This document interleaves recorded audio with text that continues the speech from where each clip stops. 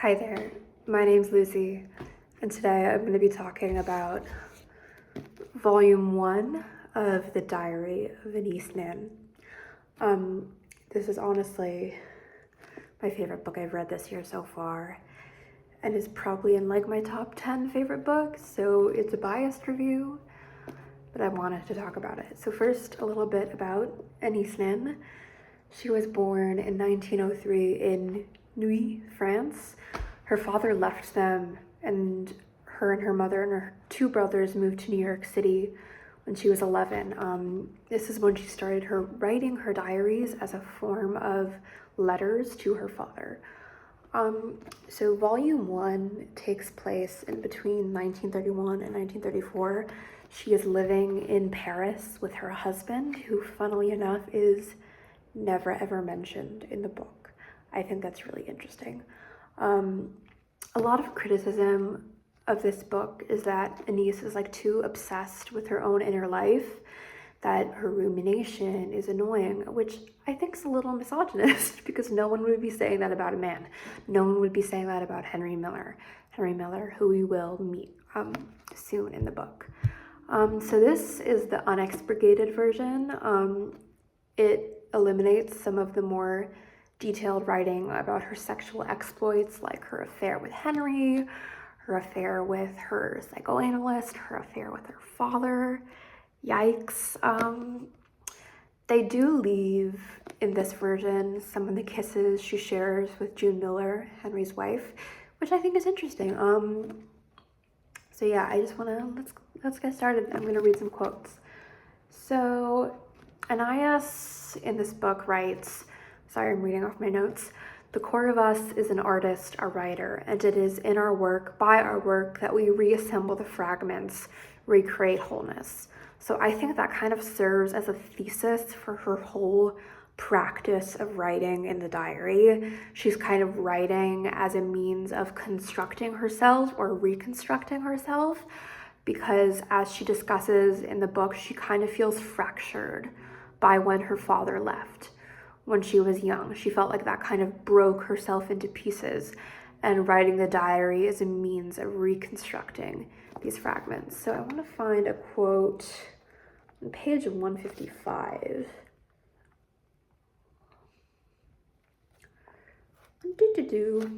She writes, I laugh at my old fear of analysis. The possession of knowledge does not kill the sense of wonder and mystery. There is always more mystery. I like that because I feel like in the book, she kind of invokes this idea of the mysterious Freudian id, right? The subconscious in Freud's work. Later in the diary, she meets and actually studies under Otto Rank, a psychoanalyst who was kind of first a pupil turned colleague of Sigmund Freud, and they kind of have a convoluted relationship, him and Freud. So I think that a lot of Freudian psychology makes itself known throughout her diary, and I think that's really interesting.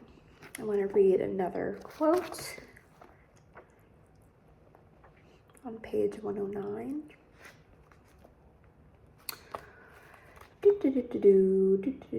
She writes, perhaps none of us is a sensational character, referring to her, Henry Miller, and their friend Fred. And I like that because she's so in tune with writing that she is imagining her and her friends as characters in a book. She's saying, how would I write this? Which I think is so interesting. We're going to read another quote from page 149. This is her quote about June Miller. And she was kind of involved in like a Challenger-style love triangle with Henry and his wife, June. They actually made a movie about it, which was the first movie to be rated NC-17. June believes my seriousness is a reproach, a moral judgment, but it is not that. It is a repudiation of ugliness, of June rolling in her vomit in her black satin dress, ugliness and emptiness, the sorrow of emptiness. It is June who vomits, and I who feel I have vomited my whole life. The real wine, the real bodies, the real kisses, the real cafes, the real kitchen, external ecstasies. I yearn for the ecstasies of writing, reading, music, philosophy, contemplation. I yearn for that room I saw through an open window, lined with books, suspended over life, where nothing ever turns to dregs, where landings are not crash landings. June sees in my sorrow a severity, and it is not that. I place the cool towels over her forehead. I soothe her. I say I am not cruel. I love you, June. June is snoring. I lie beside her, all dressed, coat and all. Henry brings coffee for the both of us. June drinks it slowly. It is dawn. She asks me, "You will come back tonight?" I just love the way Anais writes, and she makes it clear that she is looking for ecstasy in her life, ecstasy through sensual pursuits. Many people refer to Anais as a sensualist, someone who engages in sensual pleasures, wine, sex, food, music. That's kind of a common theme throughout the whole novel, and I really identify that as someone who came of age during COVID. I feel like I was kind of robbed of many of those sensual pleasures, and reading this book kind of makes me feel really like in tune with that. So something else I want to talk about is how good Anais is at capturing a mood.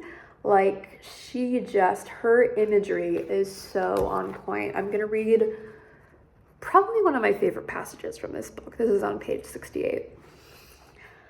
I have just stood before the open window of my bedroom, and I have breathed in deeply all the honeysuckle perfumed air, the sunshine, the snowdrops of winter, the crocuses of spring, the primroses, the crooning pigeons, the trills of the birds, the entire procession of soft winds and cool smells, of frail colors and petal-textured skies, the knotted snake grays of old vine roots, the vertical shoots of young branches, the dank smell of old leaves, of wet earth, of torn roots, and fresh cut grass, winter, summer, and fall, sunrises and sunsets, storms and lulls, wheat and chestnuts, wild strawberries and wild roses, violets and damp logs, burnt fields and new poppies.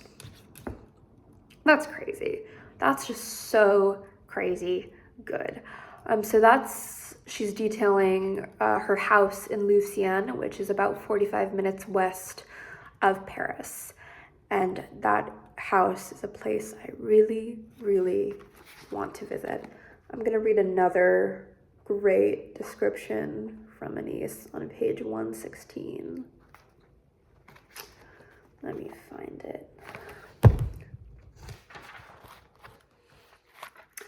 This is from June 1932.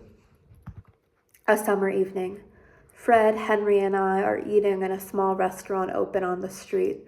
We are part of the street. It is not Henry, Fred, and I eating, but the street full of people eating, talking, drinking.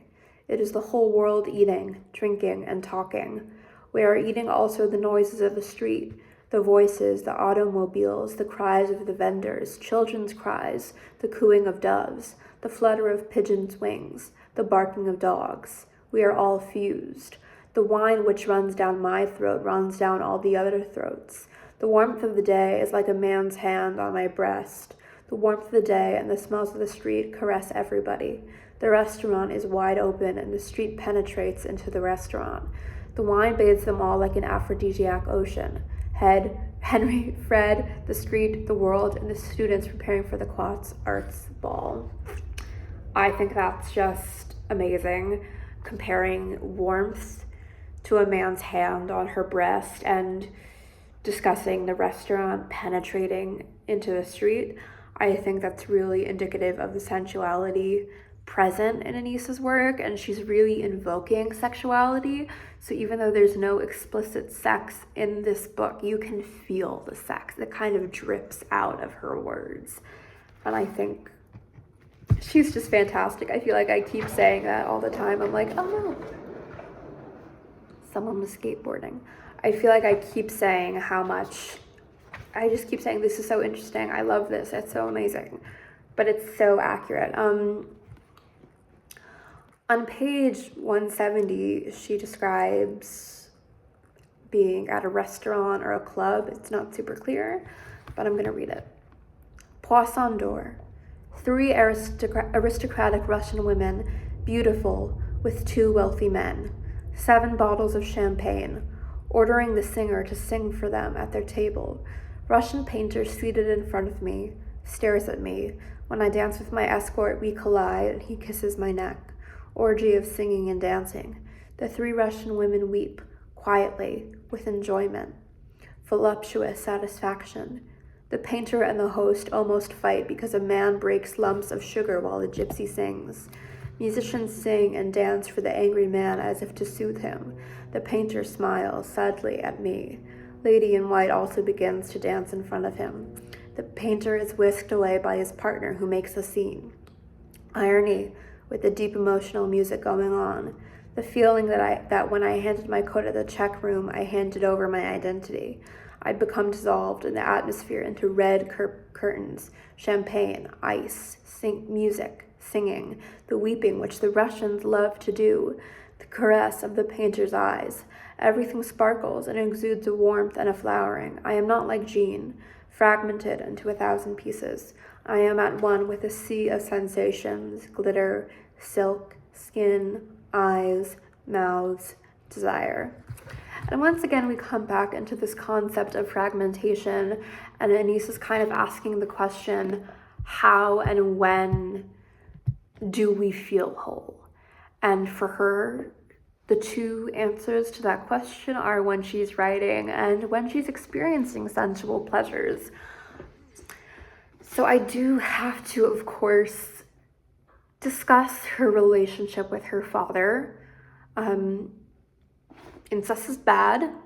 Incest is not good. That's a disclaimer. She seems to have had a very complicated relationship with him. She describes him as God, conscience, absolver, priest, sage.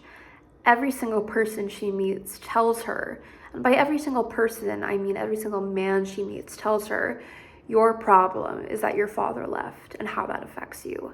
And I would like to think a little wider. I wonder if she thinks her father is her problem because everyone tells her father is her problem.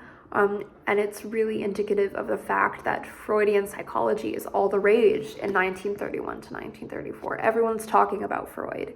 He's the hot new thing. I don't think he's new, but he's the hot thing. And she discusses her relationship with Henry as her relationship with her father, because she's seeking approval from her father. Yeah, that's mostly it. I want to also talk about, of course, the relationship with June. I think is the most fascinating part of the novel. She really falls in love with June, and I think it's a beautiful, beautiful relationship. The way she describes June is amazing. And I want to mention, spoiler alert, the stillbirth at the end of the novel. Anais gives birth to a dead baby, and it's very sad and it's very scary. If you know me, you know I'm terrified of dying in childbirth, and this passage, this chapter, did not assuage my fears. I was on the edge of my seat. So a lot of people like this book. I'd say 78% of the reviews on Goodreads are 4 or 5 stars. Negative reviews mention finding Henry annoying, which he is. I think if you've ever met a male writer, you know exactly what type of guy Henry is. But I think as readers, it's really important to move past unlikable characters, because like Henry's a piece of shit, but he's fascinating, at least from Anais's perspective. And that's the really cool thing about writing. You can make someone fascinating, and that's what Anais does. I find Anais really inspiring in some ways. Obviously, the whole father thing, I don't find her inspiring in that way. But I think she lived life like she's the sun. She's bright, she's vibrant, she burns. And some people say, oh, she's annoying, she ruminates. Again, who gives a shit? I don't give a shit if a protagonist is likable or not. I want them to be entertaining or engaging, or I want them to have depth. And Anais has depth. I think a lot of problems with the way women are portrayed in media is that they're not given depth. But since this is a diary and the agency comes with the protagonist has agency because she's doing the writing, we get to see how beautiful she is and what a lovely person she is. And I can't wait to read more of her diaries. Thanks for watching.